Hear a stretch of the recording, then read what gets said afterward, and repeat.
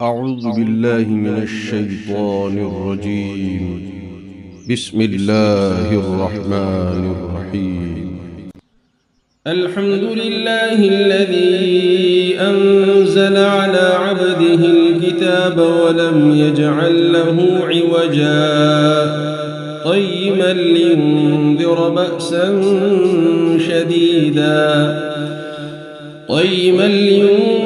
بأسا شديدا من لدنه ويبشر المؤمنين الذين يعملون الصالحات أن لهم أجرا حسنا ماكثين فيه أبدا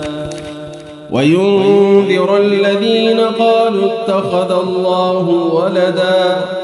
ما لهم به من علم ولا لآبائهم كبرت كلمة تخرج من أفواههم إن يقولون إلا كذبا فلعلك باخع نفسك على آثارهم إن لم يؤمنوا بهذا الحديث أسفا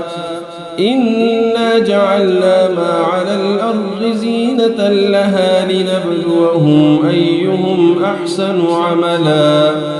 وإنا لجاعلون ما عليها صعيدا جرزا أم حسبت أن أصحاب الكهف والرقيم كانوا من آياتنا عجبا أم حسبت أن أصحاب الكهف والرقيم كانوا من آياتنا عجبا إذ أوى الفتية إلى الكهف فقالوا ربنا آتنا من لدنك رحمة وهيئ لنا من أمرنا رشدا فضربنا على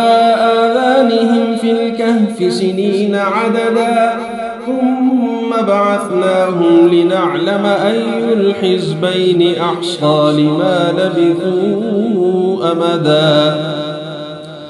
نحن نقص عليك نبأهم بالحق إنهم فتية آمنوا بربهم وزدناهم هدى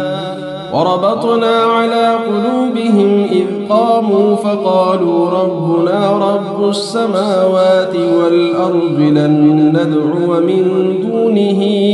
إلها لقد قلنا إذا شططا هؤلاء قوم اتخذوا من دونه آلهة لولا يأتون عليهم بسلطان بين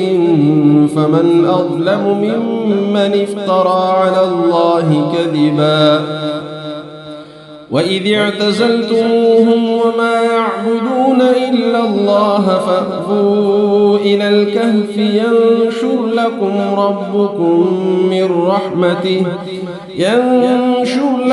ربكم من رحمته ويهيئ لكم من أمركم مرفقا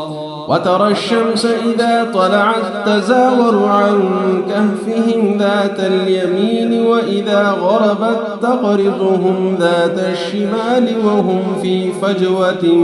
منه ذلك من آيات الله من يهد الله فهو المهتد ومن يضلل فلن تجد له وليا مرشدا وتحسبهم أيقاظا وهم رقود ونقلبهم ذات اليمين وذات الشمال وكلبهم باسط ذراعيه بالوصيد لو اطلعت عليهم لوليت منهم فرارا ولملئت منهم رعبا وكذلك بعثناهم ليتساءلوا بينهم قال قائل منهم كم لبثتم قالوا لبثنا يوما أو بعض يوم قالوا ربكم أعلم بما لبثتم فابعثوا أحدكم بورقكم هذه إلى المدينة فلينظر أيها أزكى طعاما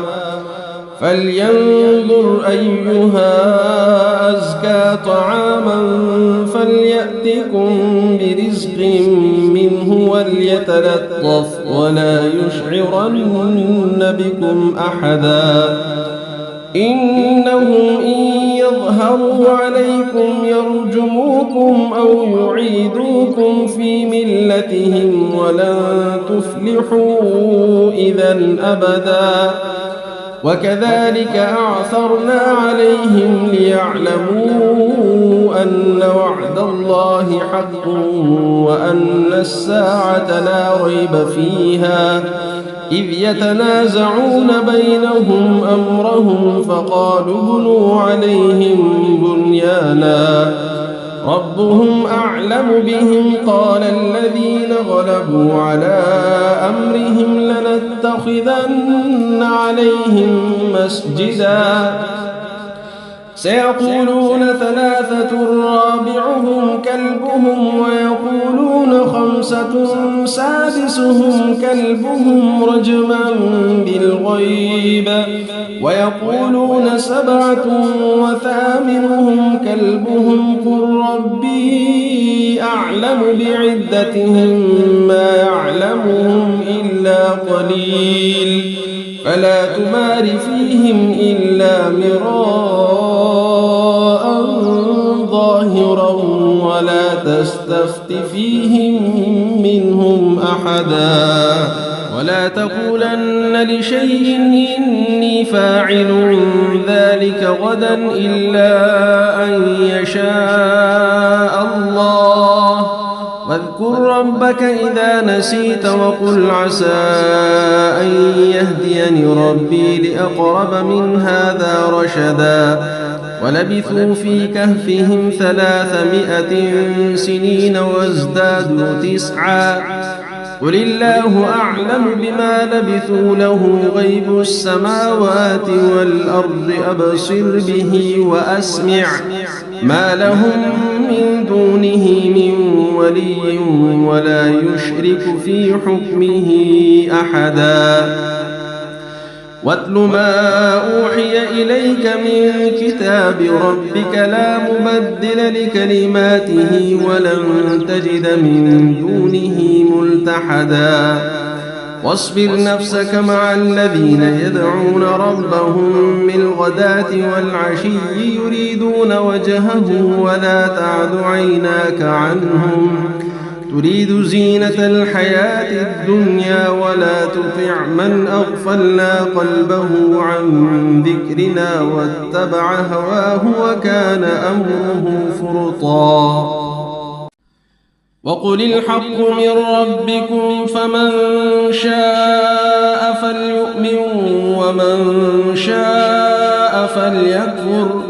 إنا أعتدنا للظالمين نارا أحاط بهم سرادقها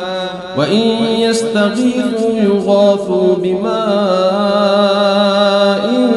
كالمهل يشوي الوجوه بئس الشراب وساءت مرتفقا إن الذين آمنوا وعملوا الصالحات إنا لا نضيع أجر من أحسن عملا أولئك لهم جنات عدن تجري من تحتهم الأنهار يحلون فيها من أساور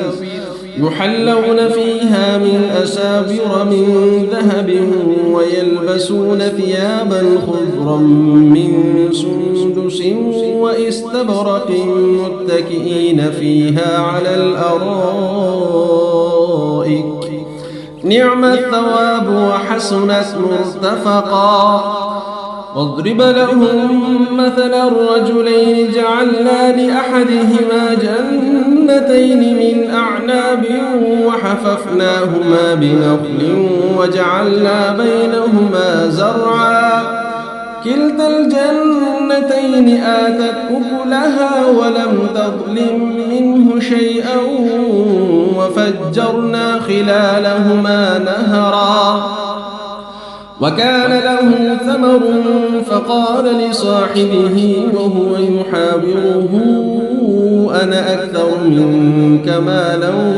وأعز نفرا ودخل جنته وهو ظالم لنفسه قال ما أظن أن تبيد هذه أبدا وما أظن الساعة قائمة ولئن رددت إلى ربي لأجدن خيرا منها منقلبا قال له صاحبه وهو يحاوره أكفرت بالذي خلقك من تراب ثم من نطفة ثم سواك رجلا لكن هو الله ربي ولا أشرك بربي أحدا ولولا إذ دخلت جنتك قلت ما شاء الله لا قوة إلا بالله إن ترني أنا أقل منك مالا وولدا فعسى ربي أن يؤتيني خيرا من جنتك ويرسل عليها حسبانا من السماء فتصبح صعيدا زلقا أو يصبح ماؤها غورا فلن تستطيع له طلبا وأحيط بثمره فأصبح يقلب كفيه على ما أنفق فيها وهي خاوية على عروشها ويقول يا ليتني لم أشرك بربي أحدا ولم تكن له فئة ينصرونه من دون الله وما كان منتصرا هنالك الولاية لله الحق هو خير ثوابا وخير عقبا واضرب لهم مثل الحياة الدنيا كماء إن أنزلناه من السماء فاختلط به نبات الأرض فأصبح هشيما تذروه الرياح وكان الله على كل شيء مقتدرا المال والبنون زينة الحياة الدنيا والباقيات الصالحات خير عند ربك ثوابا وخير أملا ويوم نسير الجبال وترى الأرض بارزة وحشرناهم فلم نغادر منهم أحدا وعرضوا على ربك صفا لقد جئتمونا كما خلقناكم أول مرة بل زعمتم أن لن نجعل لكم موعدا ووضع الكتاب فترى المجرمين مشفقين مما فيه ويقولون يا ويلتنا ما لهذا الكتاب لا يغادر صغيرة ولا كبيرة إلا أحصاها ووجدوا ما عملوا حاضرا ولا يظلم ربك أحدا وإذ قلنا للملائكة اسجدوا لآدم فسجدوا إلا إبليس كان من الجن ففسق عن أمر ربه أفتتخذونه وذريته أولياء من دوني وهم لكم عدو بئس للظالمين بدلا ما أشهدتهم خلق السماوات والأرض ولا خلق أنفسهم وما كنت متخذ المضلين عضدا ويوم يقول نادوا شركائي الذين زعمتم فدعوهم فلم يستجيبوا لهم وجعلنا بينهم موبقا ورأى المجرمون النار فظنوا أنهم واقعوها ولم يجدوا عنها مصرفا ولقد صرفنا في هذا القرآن للناس من كل مثل وكان الإنسان أكثر شيء جدلا وما منع الناس أن يؤمنوا إذ جاءهم الهدى ويستغفروا ربهم إلا أن تأتيهم سنة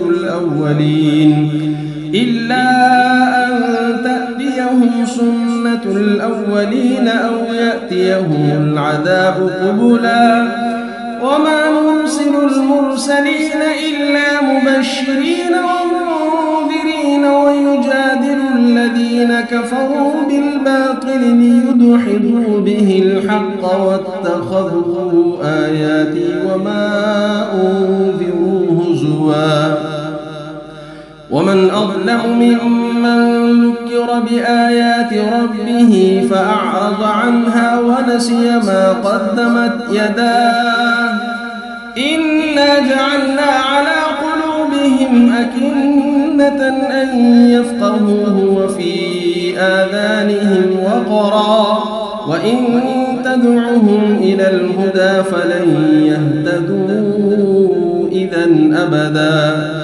ربك الغفور ذو الرحمة لو يؤاخذهم بما كسبوا لعجل لهم العذاب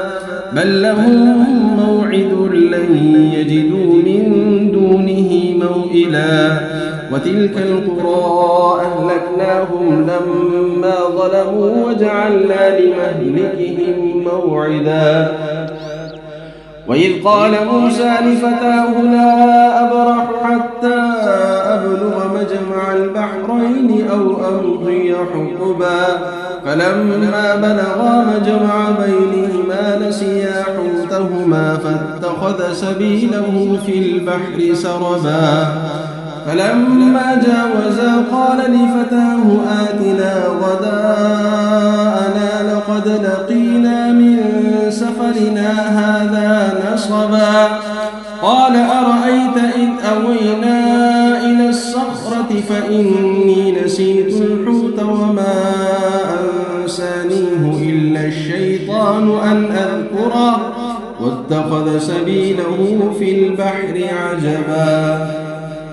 قال ذلك ما كنا نبغي فارتدا على آثارهما قصصا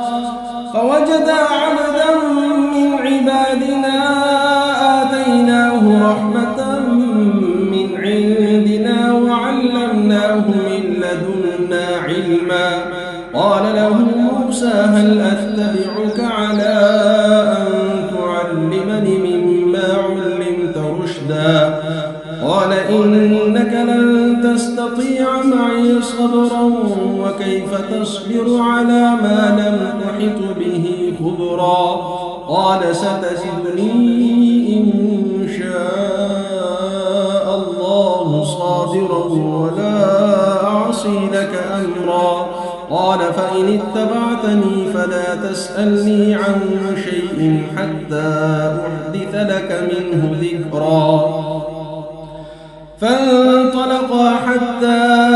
إذا ركبا في السفينة خرقها قال أخرقتها لتغرق أهلها لقد جئت شيئا إمرا قال ألم أقل إنك لن تستطيع معي صبرا قال لا تؤاخذني بما نسيت ولا ترهقني من أمري عسرا فانطلقا حتى إذا لقيا غلاما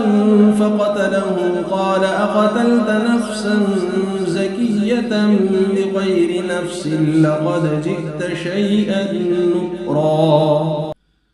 قال ألم أقل لك إنك لن تستطيع معي صبرا قال إن سألتك عن شيء بعدها فلا تصاحبني قد بلغت من لدني عذرا فانطلقا حتى إذا أتيا أهل قرية استطعما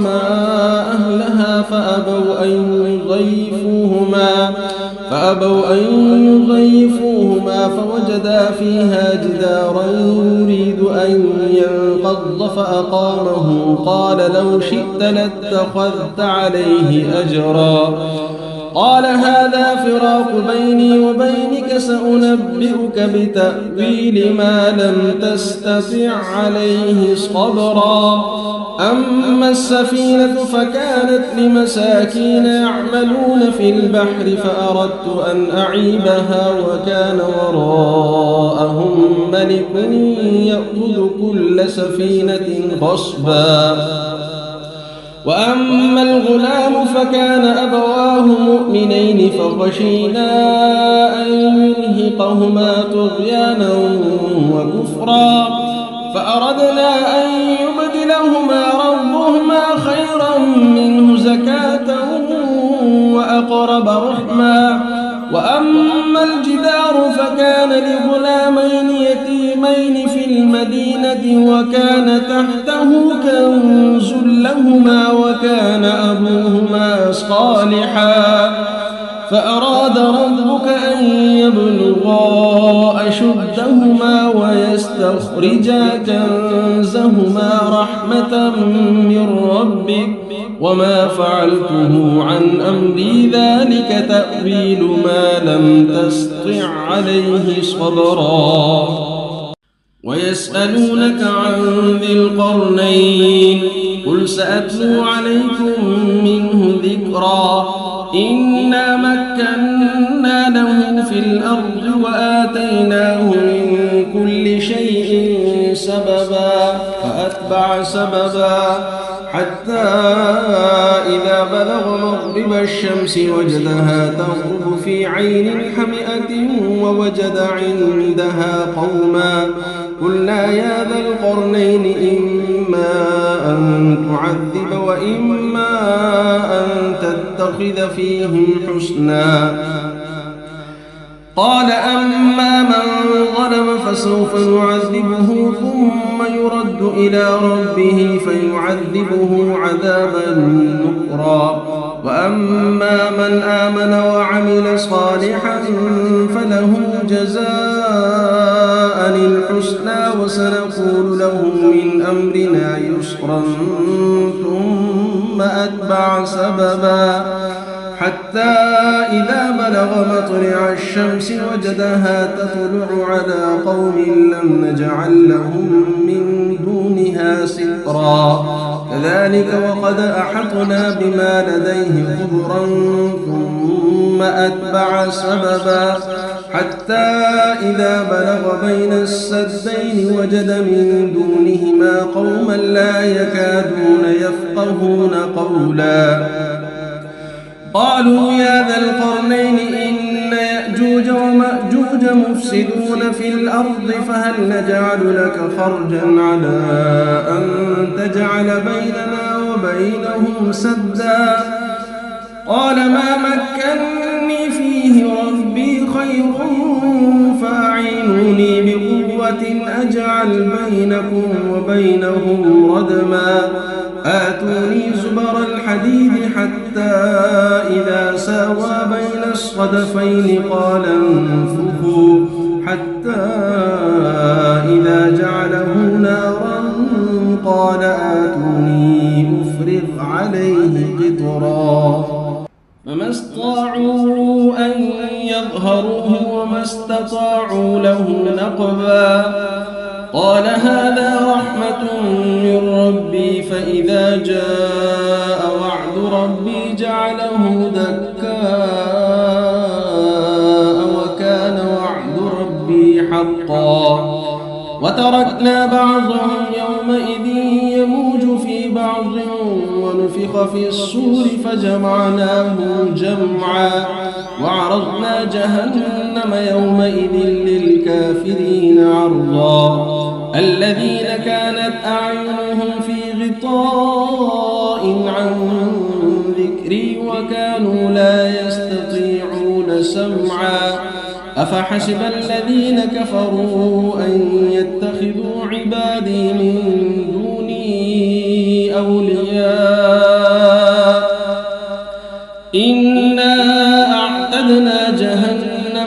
للكافرين نزلا قل هل ننبئكم بالأخسرين أعمالا